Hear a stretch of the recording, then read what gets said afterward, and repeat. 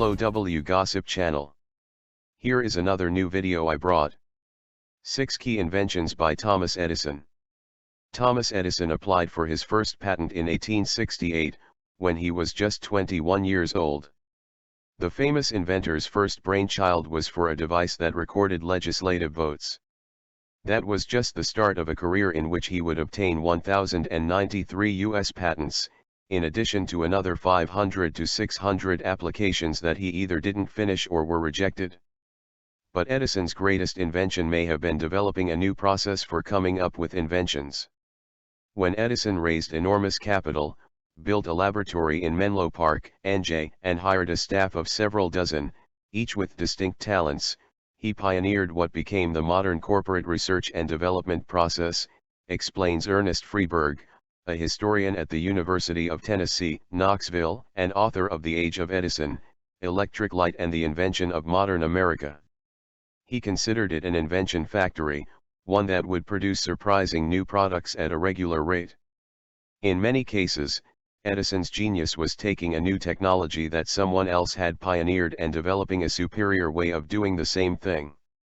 An invention not only has to work fairly well, but it has to be something that the market wants and can afford to buy. Edison understood that as well as anyone in his day, says Freeburg. Automatic telegraph. While Samuel Morse's invention of the telegraph in the 1830s and 1840s made it possible for the first time to communicate over long distances, the device had its drawbacks. An operator had to listen to incoming dots and dashes in Morse code, which slowed messages to a speed of 25 to 40 words per minute. A British system for automatically printing code in ink on paper only achieved 120 words tops. Between 1870 and 1874, Edison developed a vastly superior system, in which a telegraph receiver utilized a metal stylus to mark chemically treated paper, which then could be run through a typewriter-like device. It was capable of recording up to 1,000 words a minute, which made it possible to send long messages quickly. Carbon telephone transmitter. It was Alexander Graham Bell who patented the telephone in 1876. But Edison, with his knack for building upon others' innovations, found a way to improve Bell's transmitter, which was limited in how far apart phones could be by weak electrical current. Edison got the idea of using a battery to provide current on the phone line and to control its strength by using carbon to vary the resistance. To do that, he designed a transmitter in which a small piece of lamp black, a black carbon made from soot, was placed behind the diaphragm. When someone spoke into the phone, the sound waves moved the diaphragm, and the pressure on the lamp black changed. Edison later replaced the lamp black with granules made from coal, a basic design that was used until the 1980s. The light bulb. Contrary to popular belief, Edison didn't actually invent the incandescent light bulb. But he invented and marketed a design that was the first to be long-lasting enough to be practical for widespread use. Edison was one of a half-dozen who were putting the elements of a viable lighting system together in those years, and since Edison was late to the race, he benefited from all his predecessors and rivals, Freeburg explains. In the late 1870s, Edison designed a vacuum bulb, in which a metal filament could be heated to create light. One night, after absent-mindedly rolling between his fingers a piece of lamp black, the material he used in his telephone receiver, he got the idea for switching to a carbonized filament. After initially using carbonized cardboard, he began experimenting with other materials, and eventually settled upon bamboo, which possessed long fibers that made it more durable. Eventually, the combination of bamboo filaments and an improved vacuum pump that removed air more effectively enabled Edison to increase the lifetime of bulbs to approximately 1,200 hours. Phonograph. While developing his telephone transmitter, Edison got the idea of creating a machine that could record and play back telephone messages.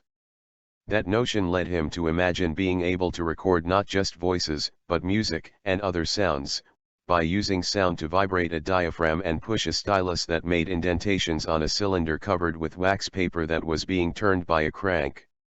In late 1877, he got a machinist to build the device, using tin foil instead of wax, and Edison recorded the nursery rhyme "Mary Had a Little Lamb."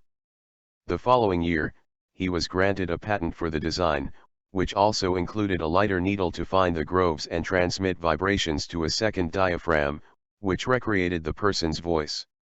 Edison's phonograph created a sensation and helped enhance his reputation as a great inventor. Eventually, he began to market and sell the machines and cylinder records, reverting again to using wax. But by the early 1900s, the Victor Talking Machine Company's phonographs that played discs surpassed Edison's cylinder phonographs in popularity. Even though cylinders produced better quality sound, the early discs had a big advantage in that they could fit 4 minutes of music, compared to the 2 minutes that could fit on a cylinder. Movie camera and viewer.